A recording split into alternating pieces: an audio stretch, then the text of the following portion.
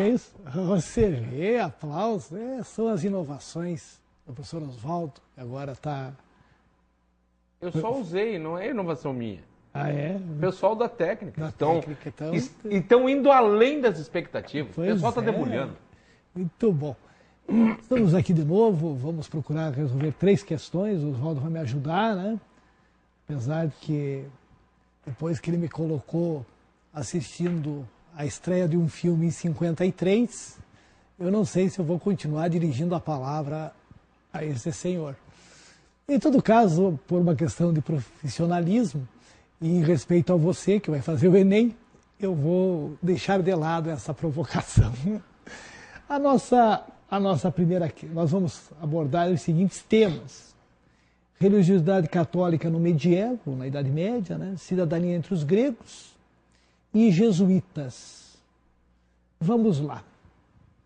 A questão número 2, Enem 2014, caderno azul. Sou uma pobre e velha mulher, muito ignorante, que nem sabe ler. Mostraram-me na igreja da minha terra um paraíso com harpas pintados e o inferno onde fervem almas danadas. Um enche-me de júbilo, o outro me aterra. François Villon, da obra do Gombrich, História da Arte. Vamos ao que pede.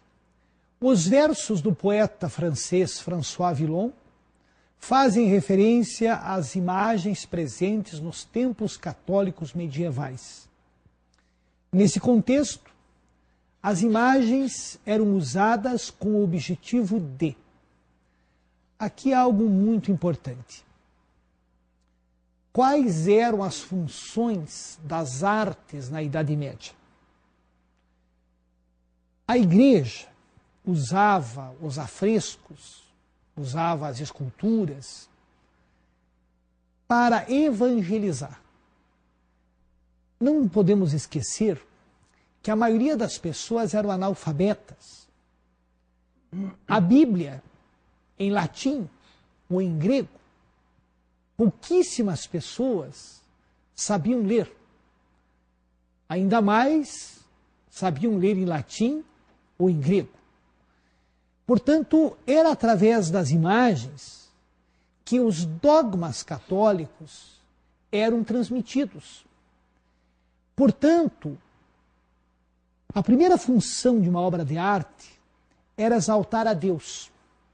Tudo o que existisse de melhor, de mais belo, deveria estar na casa de Deus. Por isso, a igreja era a construção mais imponente, mais elevada, podia ser vista de uma longa distância. Toda a vida social girava em torno da igreja, do batismo à morte. Então, a primeira função de uma obra de arte era exaltar a Deus. A segunda, as obras tinham funções didáticas, né, Oswaldo? Exatamente. Pode... Inclusive, o próprio Papa, o Gregório VII, o Grande, né, quando questionado sobre isso, sobre a utilização de imagens, ele disse que as imagens deveriam permanecer. Porque justamente as imagens deveriam levar a informação àquele que não sabia ler. Né? Deveriam levar a informação, a educação àquele que não sabia ler. E a partir daí elas teriam esse jeito pedagógico, digamos assim, né? Porque justamente elas levariam as informações, já que alguns não tinham a leitura, não tinham o domínio sobre ela. Numa sociedade em que, como o Mocelin colocou, a grande maioria era de analfabetos. Poucos detinham o conhecimento da leitura, do grego, do latim, e esses poucos estavam dentro da igreja. Mas, ao mesmo tempo, as informações tinham que ter sido passadas adiante. Inclusive, uma coisa que é um resquício bem claro desta época ainda, é o que eu comento, inclusive, com os alunos, que é aquela história em quadrinhos que você encontra dentro da igreja, da história de Jesus, a Via Crucis. Né? Aquela Via Crucis ainda é um resquício desse período, mostrando todas as passagens de Jesus, desde do flagelo pelos romanos até a crucificação e depois até a própria ressurreição. Conta a história propriamente dita de Jesus. Uma coisa interessante, Oswaldo, é a pedagogia do medo. Exato, também. Existem exatamente. bem mais representações do inferno do que do paraíso. Então vocês imaginem um servo que vivia numa choupana miserável, se vê dentro de uma igreja medieval, em estilo gótico, com suas abóbodas nervuradas, com seus arcos ogivais, com seus vitrais, com aquela música sacra, aquele canto gregoriano, e ele se sente impotente. Ele não é nada perante todo aquele ritual, toda aquela liturgia. E ele fica olhando para os lados e vê aquelas representações. O inferno é um lugar tenebroso. Inclusive, Mussolini, só comentando, Inácio de Loyola falava da necessidade das pessoas imaginarem o inferno. Elas deveriam, assim como imaginavam o céu, imaginar o inferno e todos os horrores do inferno, para justamente a questão da pedagogia do medo. Na obra, os exercícios espirituais. Exatamente. Do Inácio de Loyola. Dito isto, vamos ver o que a questão pede. Refinar os gostos dos cristãos. Acho que não, né? Acho que não tem muito sentido, não. Incorporar ideais heréticos. Aqui só uma explicaçãozinha. Heresia. O que é uma heresia? A palavra heresia, ela vem do grego, é uma escolha. Escolha. Seria uma escolha contrária a um dogma da igreja. Nós tivemos ao longo do cristianismo diversos movimentos heréticos. De uma forma bem simplificada. A pessoa que não acreditasse na virgindade de Maria estava praticando uma heresia. Quem porventura não acreditasse que o Papa era o sucessor de São Pedro estava praticando uma heresia. Dogmas estabelecidos. Né? Dogmas estabelecidos. Então, toda heresia era punida. Nos primórdios do cristianismo, o sujeito simplesmente era excluído da comunidade cristã. Porém, quando o cristianismo tornou-se a religião oficial, os heréticos começaram a ser punidos com severidade. E ao longo da Idade Média, nós vamos ter a criação do Tribunal da Inquisição, em que grande parte dos heréticos eram condenados a penas as mais variadas, a mais grave, evidentemente, a pena de morte. Mas não é saber, pelo contrário, incorporar ideais cristãos de forma alguma. Vamos deixar a ser para daqui a pouco. Divulgar a genialidade dos artistas católicos. Não havia essa intenção, não, né? Não. Valorizar esteticamente os templos religiosos. A estética estava a serviço da religião. Não existia arte pela arte. As artes estavam subordinadas assim como também o conhecimento. Sim, né? claro. Né? Educar, aí sim, educar os fiéis através do olhar. Exatamente. Muito justamente bom. O que eu tentei, que eu quase dei a resposta aqui, né? Mas justamente o que o Gregório VII vai dizer é que as pessoas devem ser educadas através do olhar e através das imagens, já que eles não sabem ler. Você aí, eu vou falar agora em Jesus. Qual a imagem que vem na sua mente? A imagem que nós temos Exatamente. são, em geral, as imagens produzidas pelos artistas da Renascença. Um Jesus claro, um Jesus com cabelos claros, um Jesus, evidentemente, indo-europeu. Quando Jesus era semita, Jesus viveu numa região bastante quente, Jesus deveria ter os cabelos relativamente encaracolados, escuros, devia ter os olhos escuros e devia ser amorenado. Mas não é este Jesus que povoa o nosso imaginário. Porque nós, ocidentais, temos esta visão que foi transmitida ao longo dos séculos através das obras. Construímos um Jesus à nossa imagem, Sim, digamos. a nossa imagem, é verdade. Vamos lá? Compreende-se assim o alcance de uma reivindicação que surge desde o nascimento da cidade na Grécia Antiga. A redação das leis. Ao escrevê-las, não se faz mais que assegurar-lhes permanência e fixidez. As leis tornam-se bem comum, regra geral, suscetível de ser aplicada a todos da mesma maneira. Aqui estamos nos referindo às cidades gregas.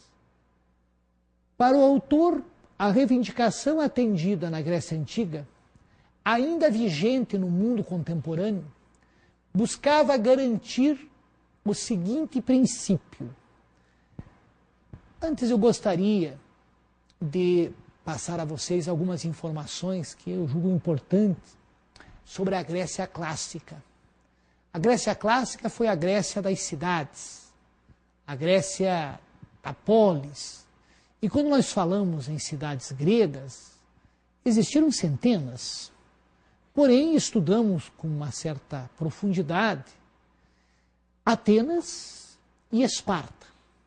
Atenas, uma cidade cosmopolita, aberta, uma cidade com um grande desenvolvimento do comércio marítimo, enquanto que Esparta, uma cidade conservadora, militarista, oligárquica. Em Atenas, no período clássico, séculos V e IV a.C., nós tivemos a democracia. Mas é claro, né, Oswaldo, que a democracia ateniense tinha características diferentes das democracias atuais. Exatamente. Nós hoje temos uma democracia indireta. Nós elegemos os nossos vereadores, os nossos deputados, os nossos senadores, aqueles que exercem funções executivas, o prefeito, o governador, o presidente. Então nós delegamos poderes. O cidadão ateniense, ele participava diretamente das reuniões da eclésia, da Assembleia do Povo. Então, em Atenas, e isto era possível porque havia um pequeno número de cidadãos, a democracia era direta. E quando eu falo cidadãos, hoje aqui no Brasil, pela Constituição de 1988, podem votar todas as pessoas com mais de 16 anos, e de 16 a 18 o voto não é obrigatório, assim como não é obrigatório para as pessoas que têm mais de 70. Quer dizer, uma gama muito grande de pessoas podem votar. No mundo ateniense, eram cidadãos aqueles que tivessem mais de 18 anos, fossem filhos de pai e mãe atenienses. Estavam excluídos, portanto, os escravos, as mulheres e os estrangeiros. Era uma democracia muito mais restrita. E é importante, você me permite, que isso justamente caiu no vestibular, que foi justamente, havia uma alternativa que dizia, todo cidadão participava da democracia ateniense. E esta alternativa era a correta.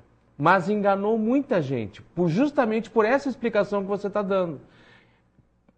As pessoas entendem cidadão, na nossa concepção atual, de que todo mundo é cidadão. Né? Então, e aí, justamente o que você disse, espera aí, as mulheres não participavam, os escravos não participavam, os considerados estrangeiros não participavam. Então, espera um pouquinho, não é todo cidadão.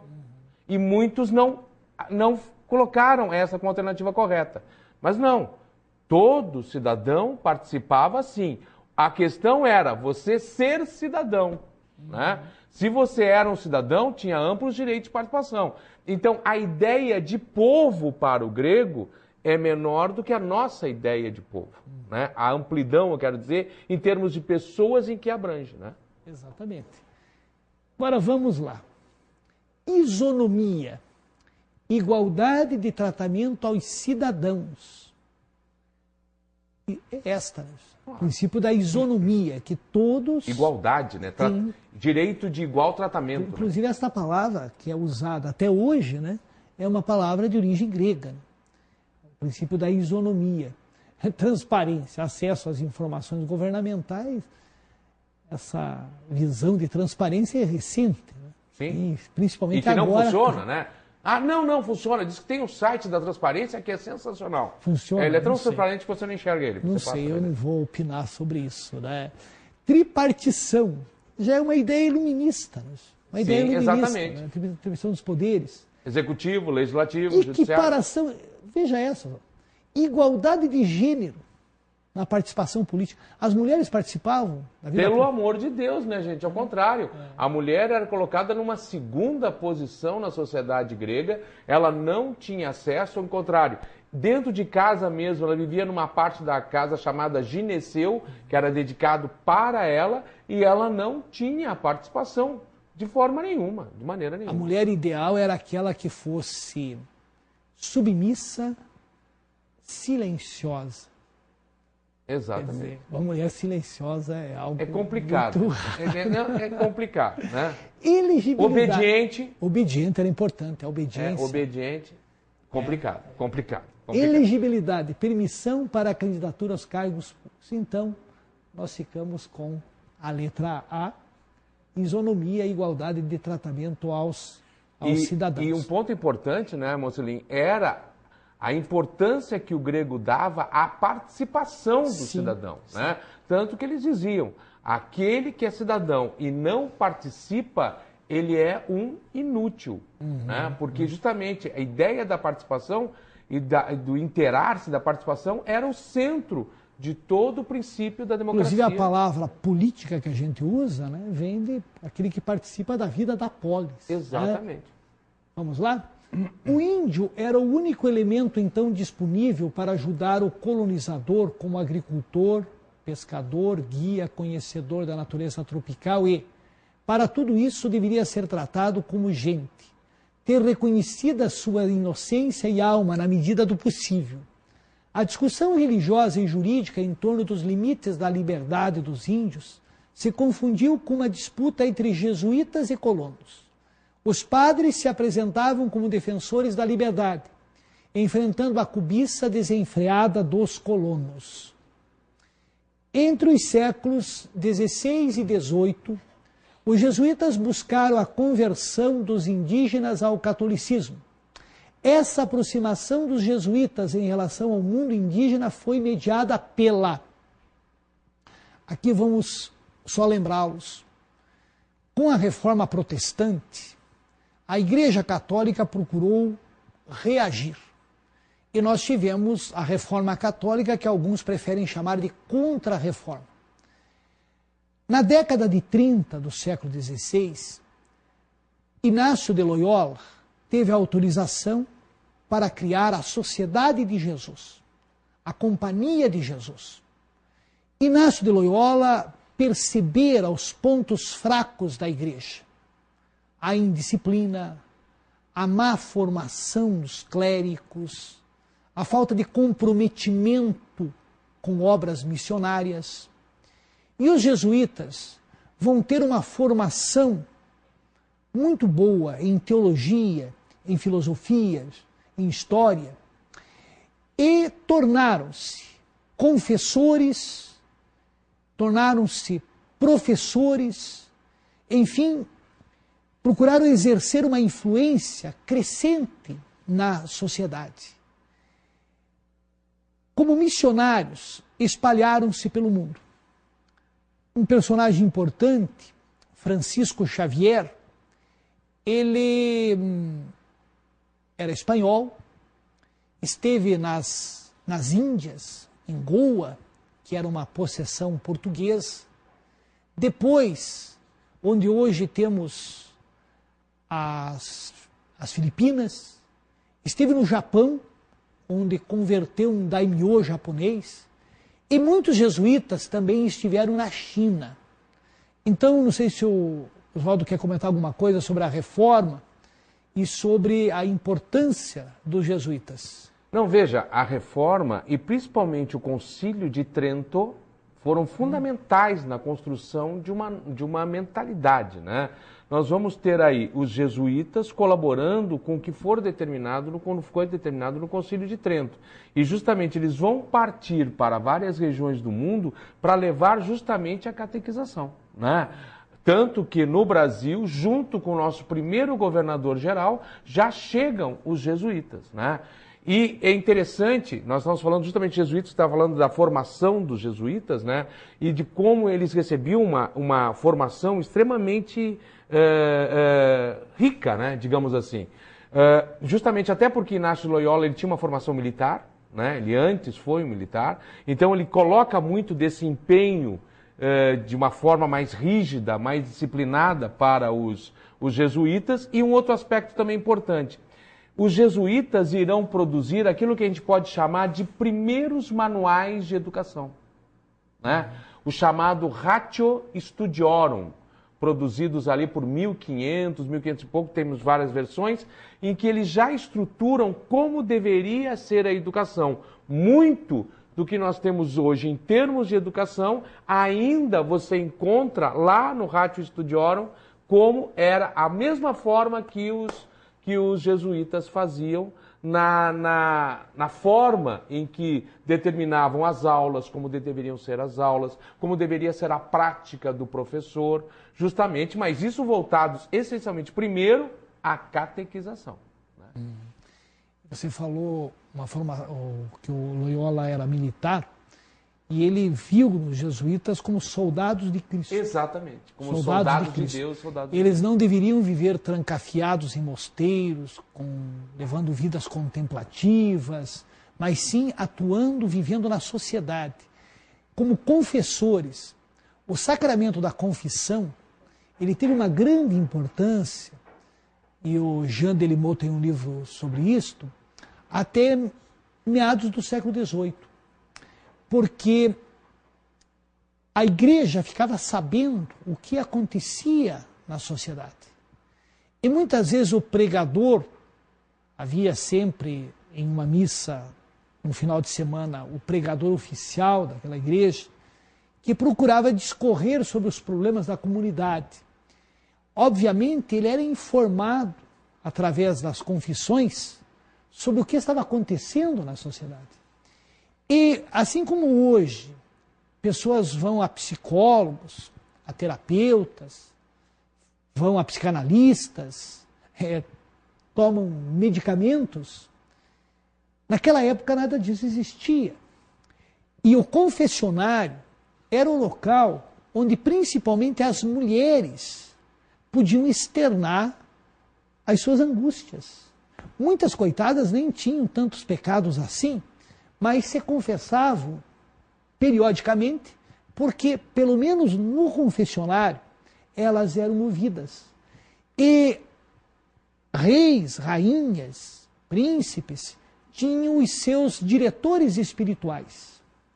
E os jesuítas tornaram-se diretores espirituais de diversas personalidades de relevo da época. Daí a influência deles. Imagine, você é o diretor espiritual do rei.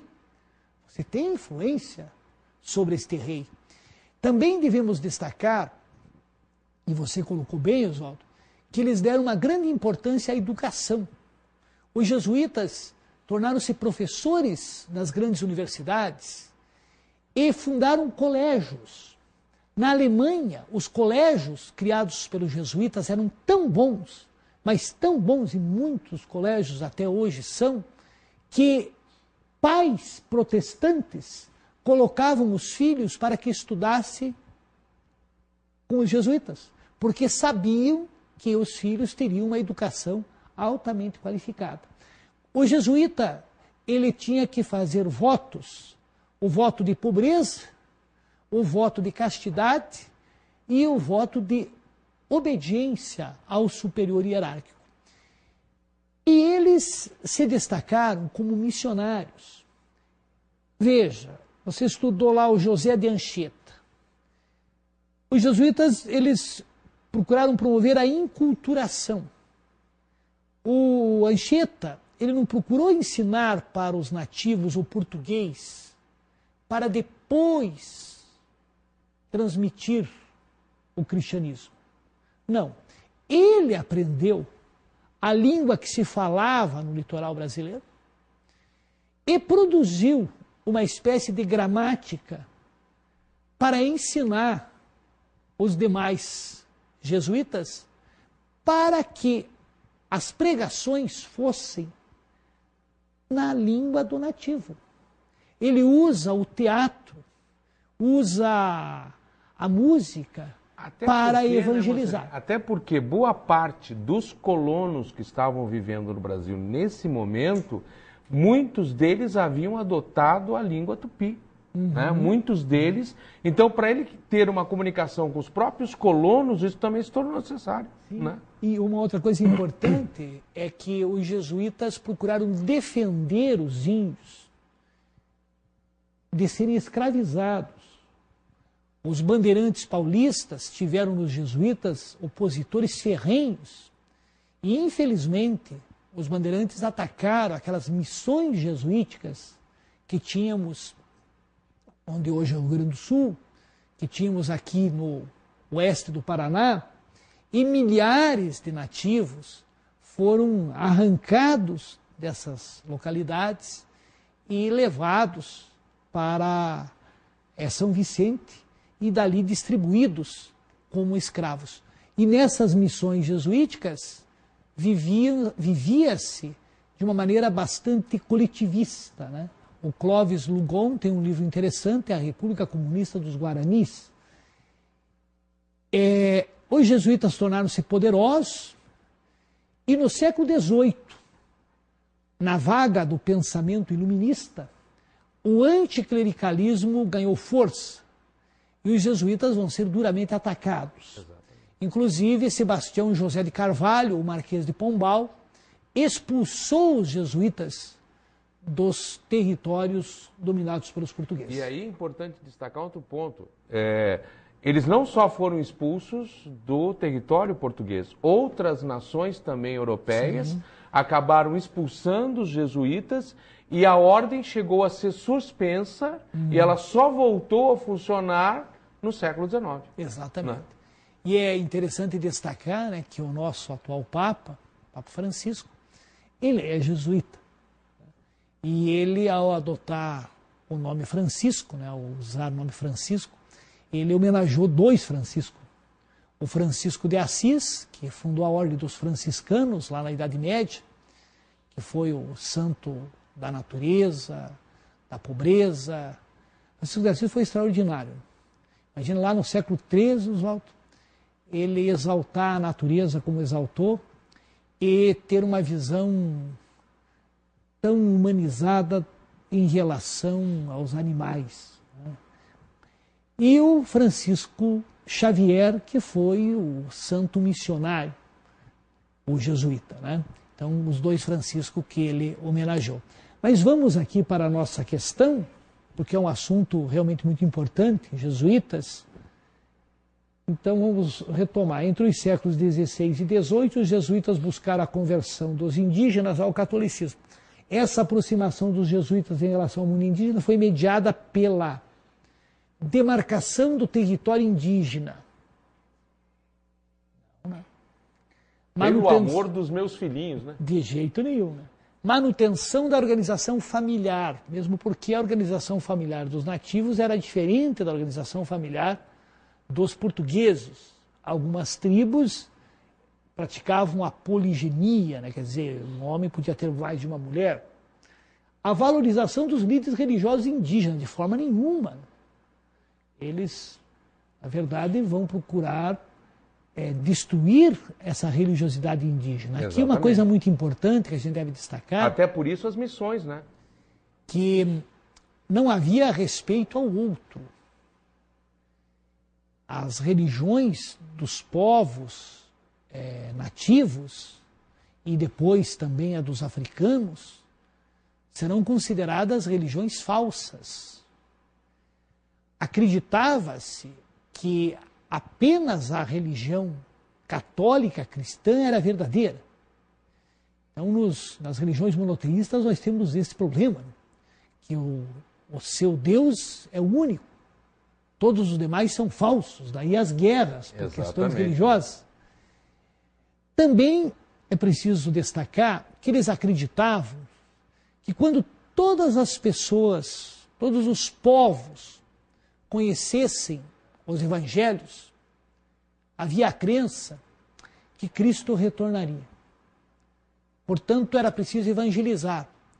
Infelizmente, nessa ânsia evangelizadora, culturas não foram respeitadas. Os religiosos levavam para os índios enfermidades. E muitos índios vão morrer em larga escala e nações inteiras praticamente vão desaparecer. Até dentro dessa ideia, né, por que da criação das missões, das reduções, né, para justamente tirar o índio do ambiente dele e colocá-lo num outro ambiente, né, num ambiente com uma forma europeia, aonde porque se você mantém o índio dentro da aldeia dele, ele está no mundo dele. Mas então, ao momento de você retirá-lo, você o retira de lá, coloca numa outra estrutura, dá uma roupa para ele, é como se ele estivesse sendo transferido de um mundo para outro. Né? E no início houve um grande otimismo. Os missionários acreditavam que a mente do índio era como uma folha de papel em branco, que eles poderiam imprimir a religiosidade cristã sem maiores problemas. Com o tempo, eles foram ficando cada vez mais decepcionados, porque aquele mesmo índio que aparentemente havia sido cristianizado, continuava acreditando no seu pajé, lá no líder religioso indígena. Continuava, muitas vezes, praticando a poligamia, e assim que podia, jogava a roupa para fora e continuava nu. Não era tão fácil destruir essas culturas. Por isso que o catolicismo que nós tivemos no Brasil não foi um catolicismo como o catolicismo europeu. Ele vai ser um catolicismo adaptado às condições brasileiras. Mesmo os africanos que foram convertidos ao catolicismo, eles continuaram com suas crenças e procuraram associar as suas crenças, muitas vezes, fazendo adaptações, aquilo que nós chamamos de sincretismo religioso. Mas vamos continuar. Valorização, a preservação dos costumes das moradias coletivas. Não, né? Oi. E comunicação pela língua geral baseada no tupi. Isso que a gente mais ou menos já deu a dica, né? Sim. A comunicação pela língua geral baseada no tupi. Então, é isto, né? Eu espero que você tenha assimilado algo que seja importante para você, para o Enem. E o Enem está chegando, né? Está pertinho. E com certeza você irá se sair bem. Continue estudando e otimismo. Um abraço e até a próxima. Tchau, pessoal!